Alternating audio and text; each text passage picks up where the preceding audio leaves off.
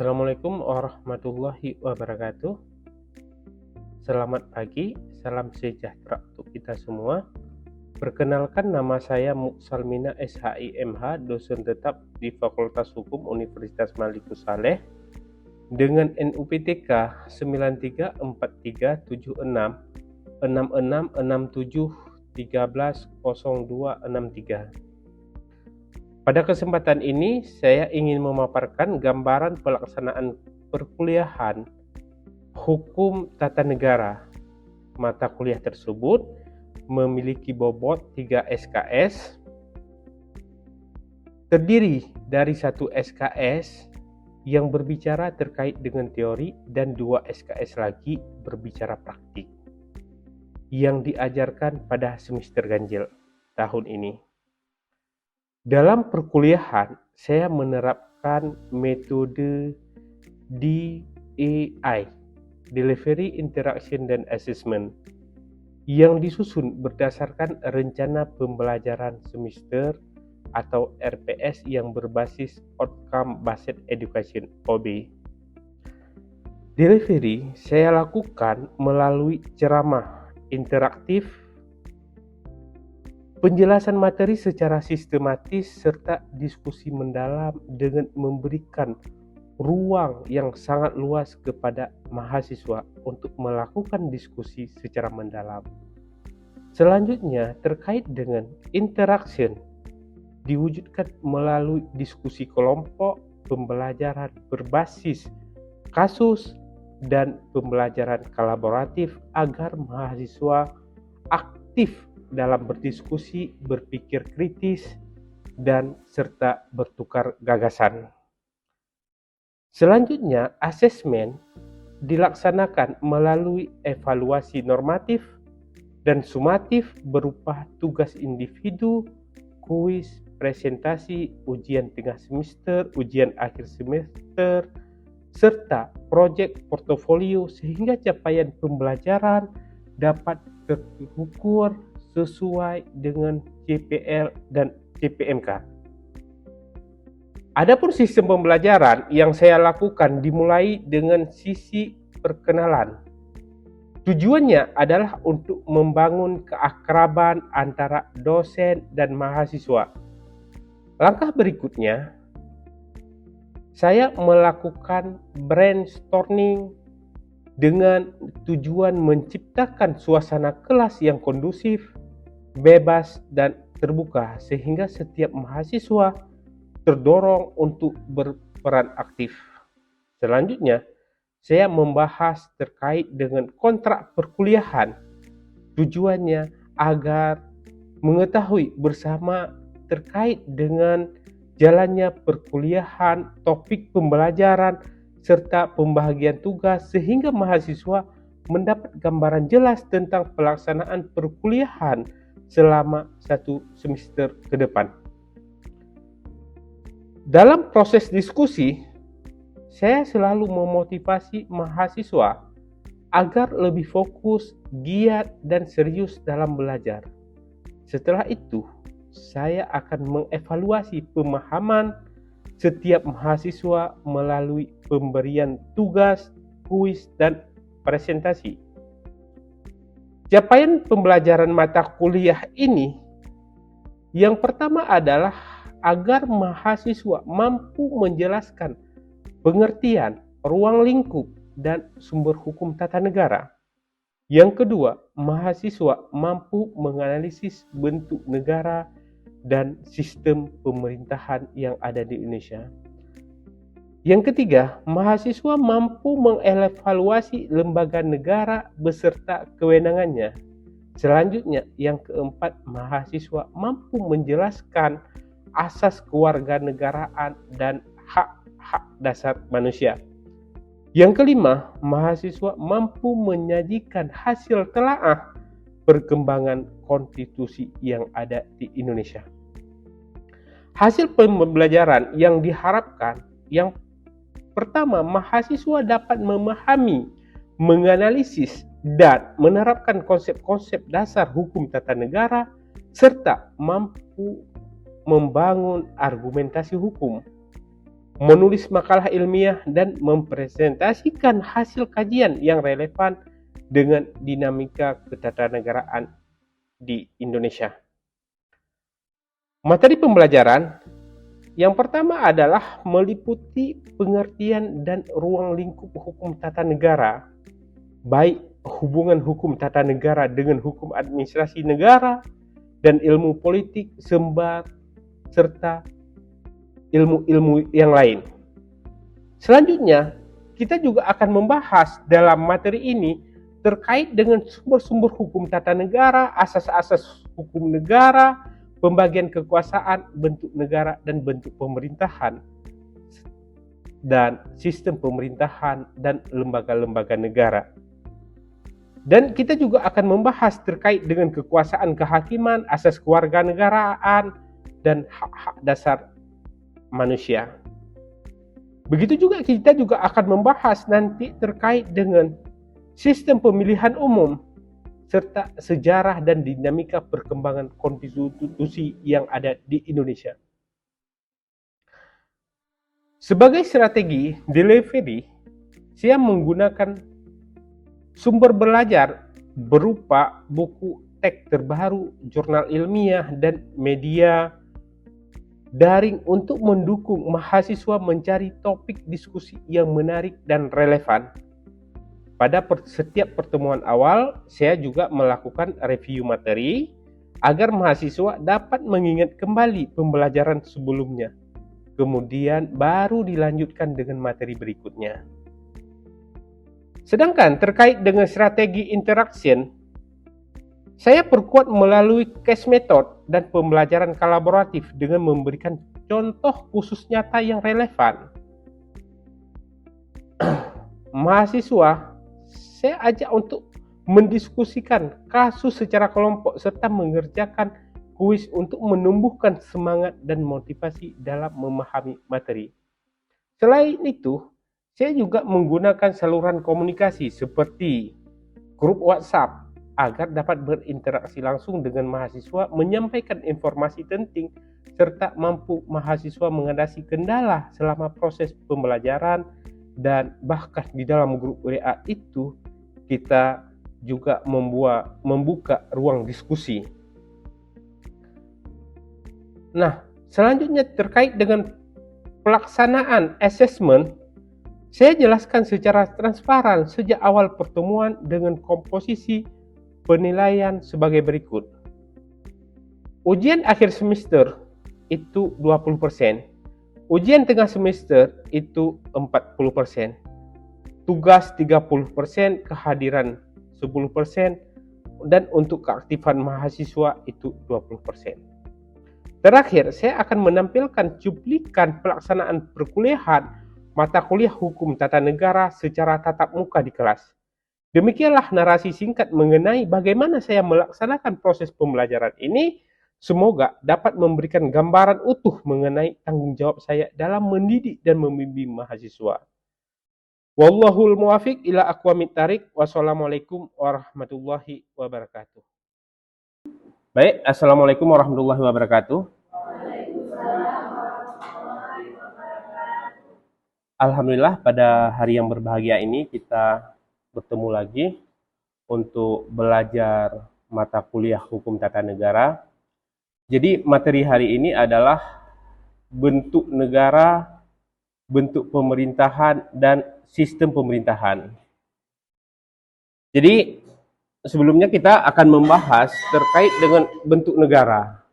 Jadi bentuk negara ada dua, yaitu ada negara kesatuan dan negara federasi.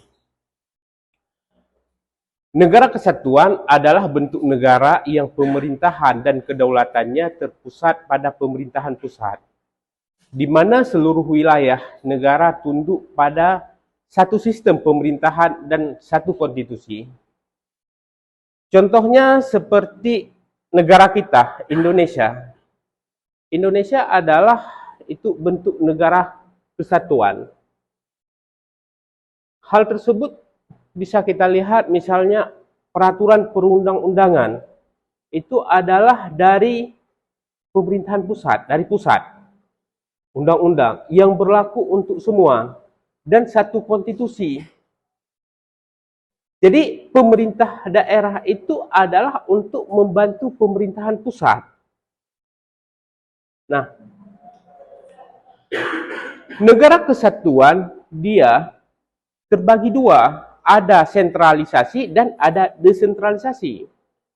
Sentralisasi itu terpusat. Kalau desentralisasi itu ada hak-hak yang diberikan. Misalnya, contoh, provinsi kita, Aceh, itu kan ada hak-hak yang diberikan, keistimewaan, adat, ataupun otonomi khusus yang diberikan. Hal tersebut, itu bisa kita lihat dalam konstitusi negara kita, itu dalam pasal 18B. Di situ adalah diatur bahwa dalam untuk provinsi itu diberikan hak keistimewaan atau hak otonomi khusus. Nah, itu contohnya adalah terkait dengan Aceh, itu adalah bentuk daripada desentralisasi. Dan sebelum amandemen Undang-Undang Dasar 1945, kita masih terpusat ke satu, yaitu pusat. Itu yang dinamakan dengan sentralisasi. Selanjutnya adalah bentuk negara federasi. Negara federasi adalah bentuk negara yang terdiri dari beberapa negara, bahagian atau wilayah otonom yang bersatu dalam satu negara, di mana kedaulatan dibagi antara pemerintah pusat dan pemerintah negara bagian sesuai dengan konstitusi. Ini sebagai contoh adalah Amerika,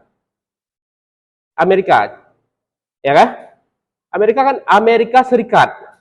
Nah, dengan adanya nama serikat itu menunjukkan bahwa negara tersebut adalah negara federasi yang menserikatkan diri, ya kan? Dengan negara-negara bahagian itu untuk menjadi suatu negara. Nah, sedangkan untuk hak otonom itu memang diberikan untuk negara bahagian. Negara bahagian kalau kita bandingkan dengan bentuk negara kesatuan itu sama seperti provinsi. Jadi terkait dengan tugas pemerintah pusat dengan pemerintah daerah itu berbeda antara bentuk negara federasi dengan bentuk negara kesatuan. Ya. Itu dulu. Ada yang ingin bertanya? Oke, silakan.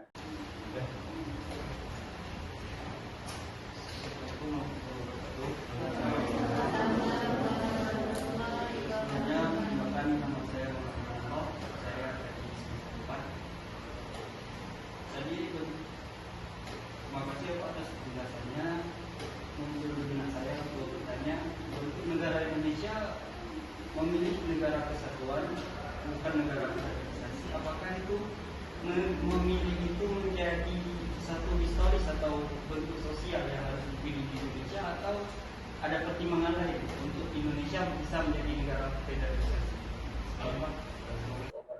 Terima kasih, pertanyaan yang sangat bagus sekali. Sebenarnya Indonesia memilih negara kesatuan. Ya. Nah, kenapa Belanda menyuruh untuk Indonesia membentuk negara federasi? Ya kan? Kamu pertanyaan. Kami memberikan untuk Indonesia kemerdekaan, tetapi dengan satu syarat, yaitu harus membentuk negara federasi. Nah, pada bulan Desember tahun 49, Indonesia membentuk Undang-Undang RIS, Undang Dasar RIS, Republik Indonesia Serikat. Tetapi bulan Agustus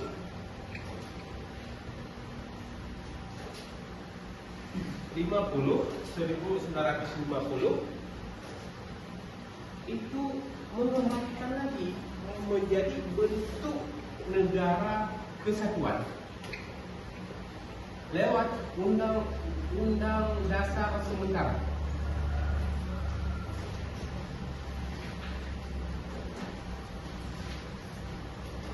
Jadi orang Indonesia pada waktu itu memikirkan terkait untuk menjaga kesatuan Republik Indonesia agar tidak terpecah-pecah. Karena kalau misalnya bentuk negara federasi itu akan mudah untuk dipecahkan. Kenapa? Karena kita berbeda dengan negara Amerika. Perbedaannya cuma dalam segi wilayah. Kalau Indonesia wilayahnya adalah bentuk kepulauan, ya kan? Kalau misalnya di Amerika bukan bentuk kepulauan, tetapi daratan. Di situ akan memudahkan untuk menjaga, ya. Jadi kalau misalnya negara kepulauan itu untuk menjaga pertahanan negara itu sangat sulit. Apalagi dengan membentuk negara federasi. Maka berlakunya cuma 8 bulan, habis itu dikembalikan lagi untuk menjadi bentuk negara kesatuan. Itu. Maka dari situ sebuah amandemen setelah reformasi adalah dengan menambah pasal fantasi. Nah, jadi sehingga ada daerah-daerah misalnya Papua, DKI Jakarta, ya kan? Yogyakarta itu adalah diberikan hak otonom atau hak keistimewaan. Nah, misalnya di Jogja, ya kan? Di situ kan tidak ada pemilihan gubernur, ya.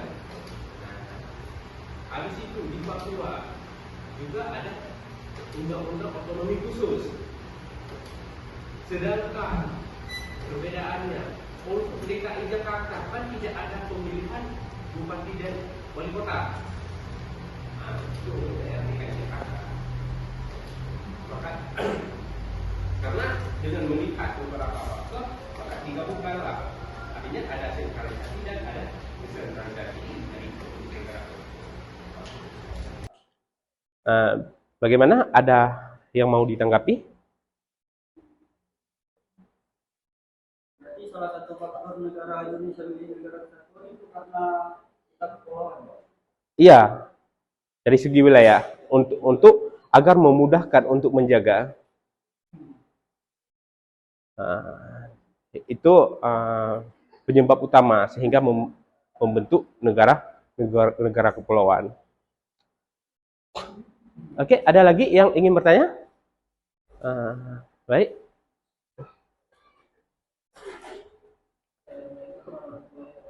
Waalaikumsalam warahmatullahi wabarakatuh.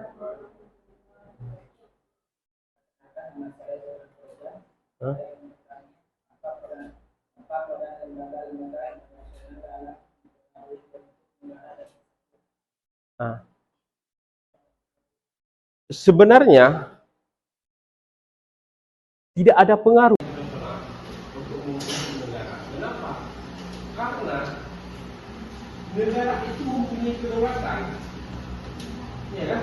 Yang namanya negara itu mempunyai kedaulatan penuh dalam menentukan apakah dia akan membentuk negara federasi ataupun dia akan membentuk negara kesatuan. Itu tidak boleh intervensi, tidak boleh apa-apa. Disitulah menunjukkan bahwa negara itu mempunyai kedaulatan sehingga negara tersebut membuat yang dinamakan dengan konstitusi. Dalam konstitusi itu diatur tentang sistem pemerintahan, tentang bentuk negara, tentang hak asasi manusia, ya kan? Tentang keuangan negara, tentang lembaga-lembaga negara, itu semua diatur dalam konstitusi tersebut. Habis itu termasuk dalam meratifikasi hukum internasional ke dalam hukum nasional. Nah, jadi tidak serta-merta. Artinya kalau misalnya bisa diintervensi oleh pihak internasional, misalnya PBB, kan tidak ada yang namanya negara, kan? Ada negara di atas negara, ya kan? Kalau misalnya ada negara di atas negara, untuk apa kita membentuk suatu negara? Gitu. Jadi adik-adik sekalian, agar kedepannya lebih semangat lagi dalam belajar, ya, semoga menjadi pemimpin masa depan, dan semoga kita bisa membantu orang lain dengan ilmu ini. Nanti bisa jadi pengacara dan lain sebagainya, hakim, jaksa, ya kan? Dan bisa juga kita bekerja di bidang swasta, ya. Berarti hanya itu dari saya. Saya akhiri. Wallahul muwaffiq ila aqwamit thariq. Assalamualaikum warahmatullahi wabarakatuh. Waalaikumsalam warahmatullahi